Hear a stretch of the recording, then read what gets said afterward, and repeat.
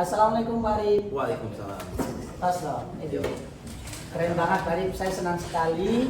Mohon izin saya menyampaikan beberapa hal kepada Pak Arif karena saya melakukan praobservasi ya.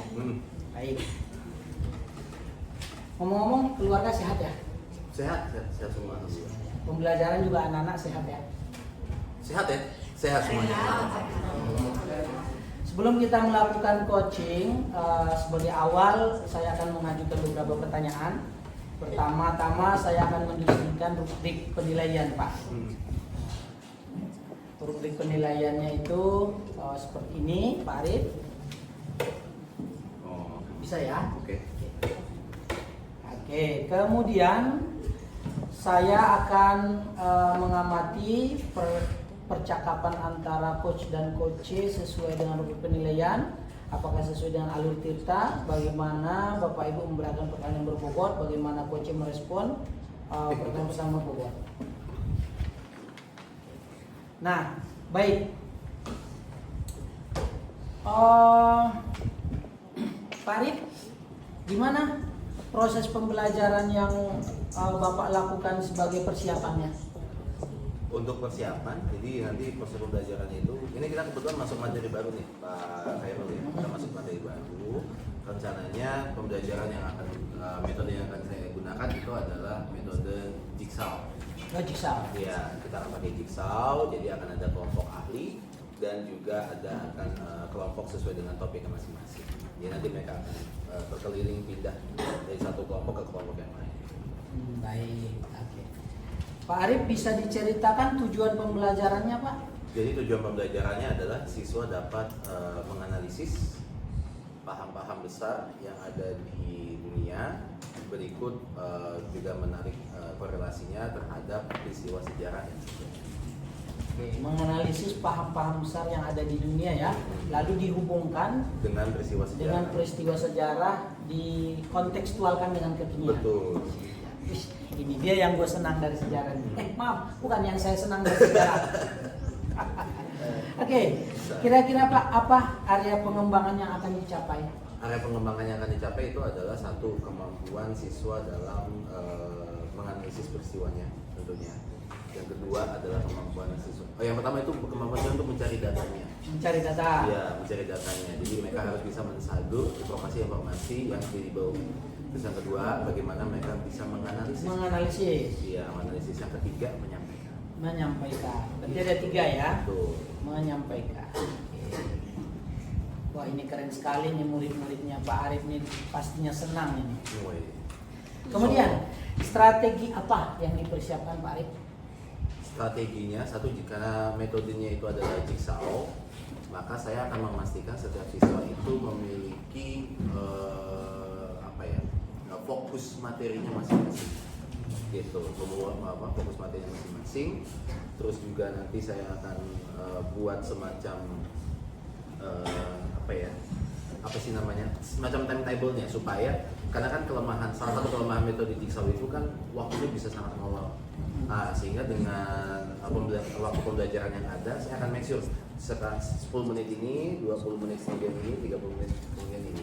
Realnya, contoh jigsawnya tolong digambarkan Pak Arif.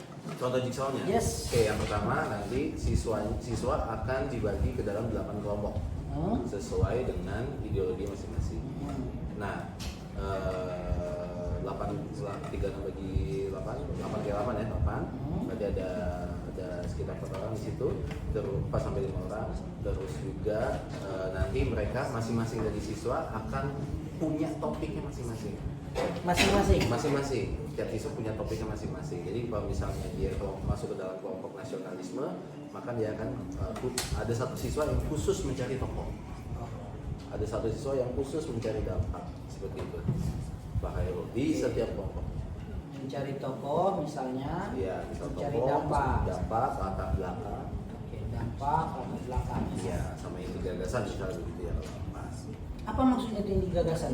Inti gagasan, iya inti gagasan itu maksudnya jadi ideologi ini apa nih, main poinnya apa, poin utama dari ideologi tersebut itu apa gitu.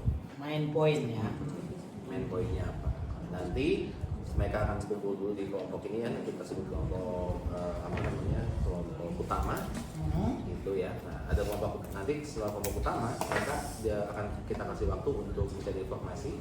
Nah, kemudian di 30 menit kemudian atau sekitar 40 menit kemudian mereka akan menjadi kelompok tema. Jadi topik dari setiap kelompok akan ketemu gitu. Keren dong, bergaya dong Pak, bergaya. Asik. Tiba-tiba Baik. kaget saya. Catatan ini enaknya kurikulum Merdeka ini di sini Pak, Merdeka belajar bagi siswa, Merdeka kita mengajar. Kalau saya kompatibel banget, cocok banget saya ini. Dan anak-anak juga merasa di pelajaran saya karena saya observer hari ini adalah fun learning kan. Yeah. Oke, catatan saya Pak Arif ya. Untuk pembelajaran yang Bapak sampaikan nanti akan di kelas. Pertama, siswa dibagi jadi 8 kelompok dengan topik masing-masing siswa itu nanti 8 tema besar. Iya. Apa tadi namanya? Ideologi besar dunia. Kemudian menggunakan metode jigsaw. Kemudian nanti setiap orang itu mungkin dia berperan sebagai mencari nama tokoh, yang satu mencari dampak, yang satu mencari latar belakang, Betul. atau mencari main point. Betul. Senang sekali. Nanti kita ketemu di kelas ya Pak Arif ya. Boleh. Terima kasih. Makasih banyak. Assalamualaikum. Waalaikumsalam. Jumpa lagi ya. Oke. Assalamualaikum warahmatullahi wabarakatuh. Arif, senang sekali bisa di kelas Pak Arif hari ini. Iya. Jarang ya? Betul. Oke, sip.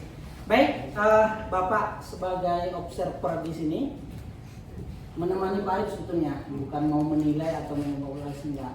Saya ingin melihat supaya bisa saya belajar dari Pak Arif mengajar. Boleh apa-apa. Boleh jadi. Ya, baik. Makasih ya Pak Arif ya. Iya.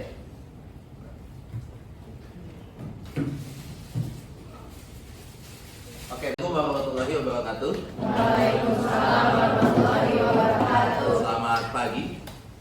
Oke, salam sejahtera buat kita semuanya ya. Oke, kita akan lanjutkan belajar untuk pertemuan hari ini. Kita masuk ke dalam materi yang baru ya. Materi itu adalah mengenai paham-paham besar yang ada di dunia ya. Mungkin ada beberapa teman-teman yang sudah mengetahui paham-paham besar yang ada di dunia.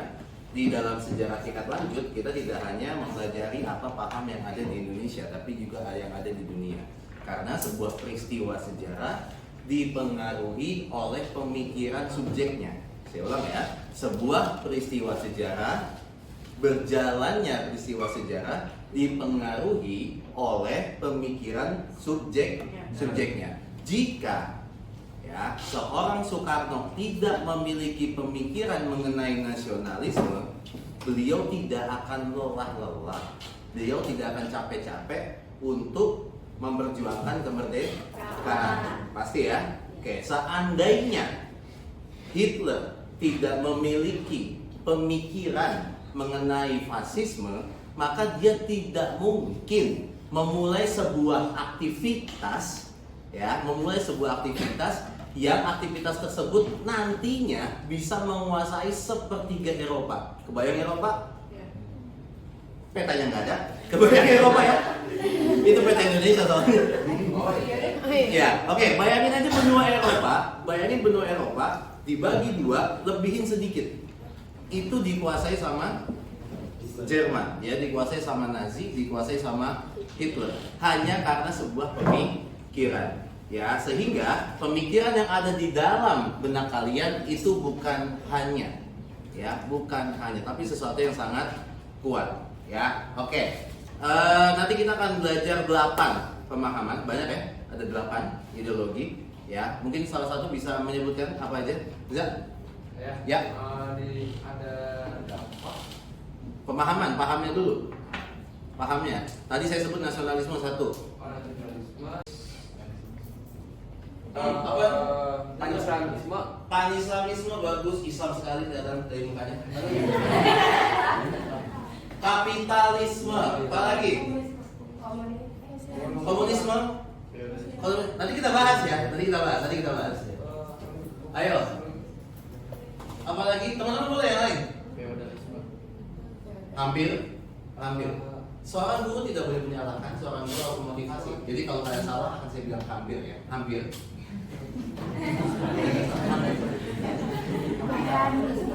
Hah? Apa? Renaissance.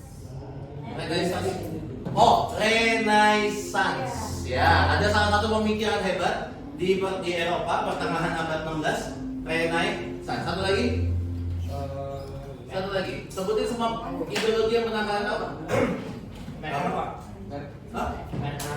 Merkantilisme. Oke ya. Tadi kita udah singgung sedikit nasionalisme. Tapi kasih tepuk tangan dulu buat Reza.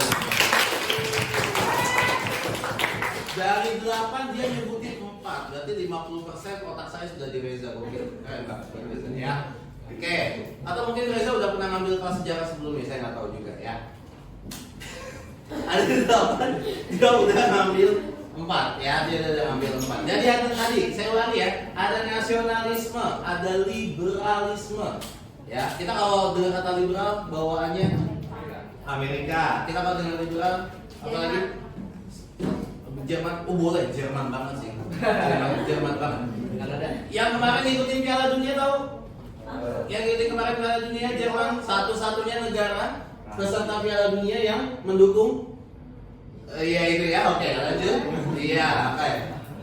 Liberalisme. Kalau saya tadi apa disebut nama Reza? Sosialisme. Kalau saya nyebut sosialisme, dipikirkan apa? Cina, bagus. Apa lagi? Rusia, boleh. Apa lagi? Prancis. Siapa tadi ngomong? Prancis. Sosialisme, Prancis. Ambil. Hah? Vietnam, boleh. Vietnam. Apa lagi?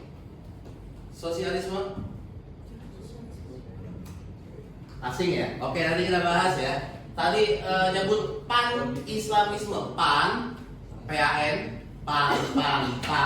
Kalau bahasa gampangnya apa ya? New, bukan pakai, new, baru. Islam yang baru ya, pemikiran Islam yang baru. Terus tadi dia sebut kapitalisme. Kalau saya nyebut kapitalisme, yang dipikirkan kalian apa? Yang ambil ekonomi apa kan? Ekonomi, kapitalisme. Bagus, kapitalisme. Ya, kapital artinya modal, isme artinya paham yang mengedepankan mereka yang memiliki modal, ya, modal. Kalau misalkan ditanya, coba Arif satu kata kapitalisme. Surya Paloh kali dibilang kayak gitu. Kapitalisme. Apa? Bagus banget, musyawarah. Apalagi? Pendapat boleh. Mufakat boleh. 3 apalagi? Korupsi. HAM boleh. Rakyat apalagi? Suara. Bagus banget. Basis atau mahasiswa, demokrasi, mahasiswa boleh. Hah? Aspirasi. Itu yang sebenarnya Gold Glory Man United, Gold Glory Gospel. Nah, yang satu gold. Nah, gold itu muncul karena adanya pemikiran merkantilisme. Nanti kita bahas lebih Lanjut. Oke ya, nanti kalau di kelas saya kita akan bagi per kelompok. Tapi karena Pak Ustadz cukup. Thank you. Makasih semuanya. Satu Apa? scan lagi, satu scan lagi. Satu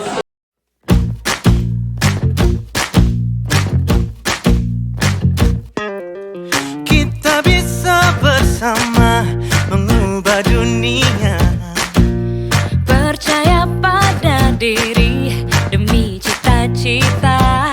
Belajar, bergerak, bermakna.